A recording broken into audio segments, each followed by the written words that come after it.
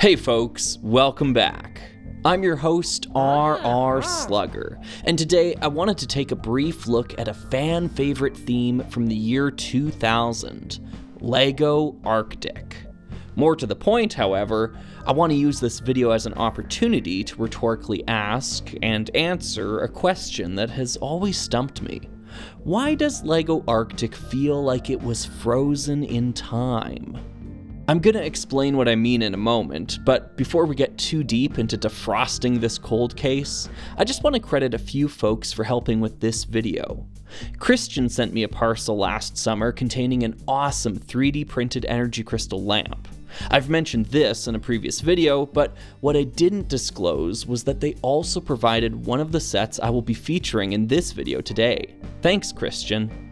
Additionally, the immaculate artwork that you're seeing right now, as well as that adorning the thumbnail, was created by Kornél Pittman. Kornél has an Instagram page containing their work that I will link in the video description. Be sure to check it out for more.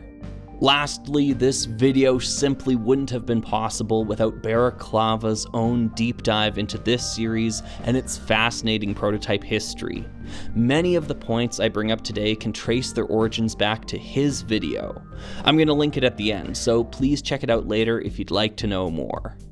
Alright, so LEGO Arctic. What is it? Well, what we're looking at is LEGO's first system-based foray into the frozen desert, at least in a terrestrial sense.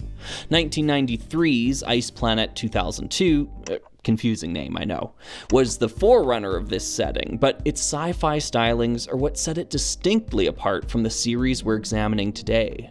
LEGO Arctic is down to earth, mostly. There are some truly terrifying illusions that we'll talk about in a bit, but for the most part, LEGO Arctic attempts to show us what a then modern-day excursion to the Arctic would look like. The minifigures are dressed head to toe in cold climate gear. They have ice picks, snowshoes, and radios, and they drive around in highly visible orange exploratory vehicles. On the surface, nothing is amiss here. This just looks to be a fairly generic LEGO town or city spin-off series. And in fact, there have been a couple that look exactly like it in recent years. That being said, this one is quite noteworthy for a number of reasons. Firstly, have you ever stopped to wonder why the frozen rocks found throughout this series contain glowing scorpions and such? Well, apparently the set designers thought about this too. Taking inspiration from The Thing, yes, The Thing, the designers wanted these elements to represent alien life trapped within frozen meteorites. Oh yeah, just let kids play with that. Great idea. What could go wrong? In fairness, they specifically cited the 1951 original, not the 1982 remake. Surely there's nothing in here that would be scarring to a child.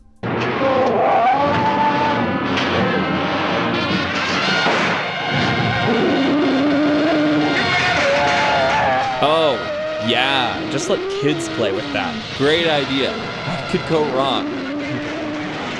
Bewildering choice of inspiration aside, there is another aspect of LEGO Arctic that remained puzzling to me for quite some time. The tagline of this video, Frozen in Time, refers to this nagging feeling I've had, that this series is oddly antiquated for its year of release. Remember, this was the year 2000. Rock Raiders and LEGO Star Wars had already blown the doors open to the new millennium with their introduction of ratcheting hinges the previous year. These parts were a revolutionary new connection type, and they began appearing in nearly every system series overnight, except LEGO Arctic. Instead, Arctic still relied on the old homemaker-styled finger hinge joints, the very connection type that ratchet hinges were best poised to replace. And indeed, they did. LEGO Arctic would be the final series to use these parts in any meaningful capacity, with many of the molds making their final appearance right here. In fact, Arctic represents a frozen graveyard of several LEGO molds, never used again. Part 2336, dead. 2467, dead. 2448, dead. So, with all of these parts being used well after their prime, was Arctic really supposed to release in the year 2000? The short answer is no. This point is lifted directly from Baraklava's video on the subject, but images of sticker sheets and instructions for unreleased Arctic sets leaked online eventually, and the date stamped on them was 1998, 2 years earlier than what we got. That means the Arctic line was essentially completed, then put on ice for 2 whole years before the LEGO Group finally released it to retail.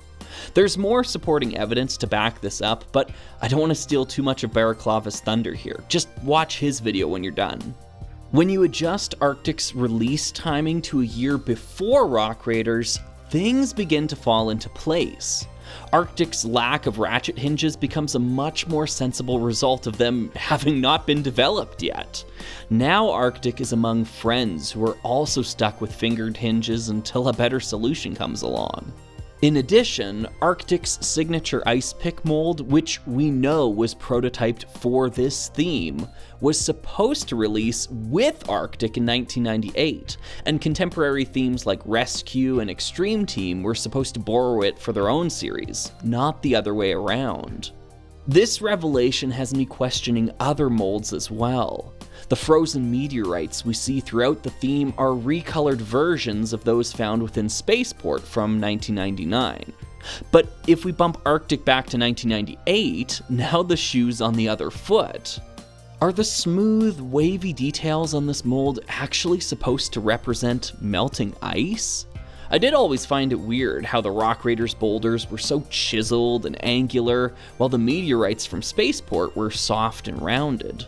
Maybe it's because they were designed for Arctic first. It's a lot of fun to speculate on these details, and in fact, it's the most interesting aspect of this series to me. The sets themselves are all fine, but I don't have too much to say about each one individually. This isn't a series I've been compelled to collect with any degree of urgency, despite having a fondness for it. Actually, 5 or 6 years ago, I saw the entire series available locally for $50. That listing sat up for months before someone finally bought it. I remember thinking at the time, yeah, LEGO Arctic is cool and all, but I think I'd rather just have $50. That's kind of how I still feel about this theme. I don't need to own it to appreciate it. To wrap things up today, I wanted to add a couple of thoughts that didn't fit organically into any of the previous sections of this script. Firstly, I think it's really interesting how every single orange element found within the Ice Surfer is exclusive to that set. These 3 pieces do a lot of heavy lifting here. Additionally, it's a fun detail to notice that the numbers seen on the various flags or sides of vehicles relate to the actual set numbers of each kit. Arctic wasn't the first or last series to do this, but I've always enjoyed this type of inclusion. Arctic also features one of my favorite backpack molds LEGO ever produced.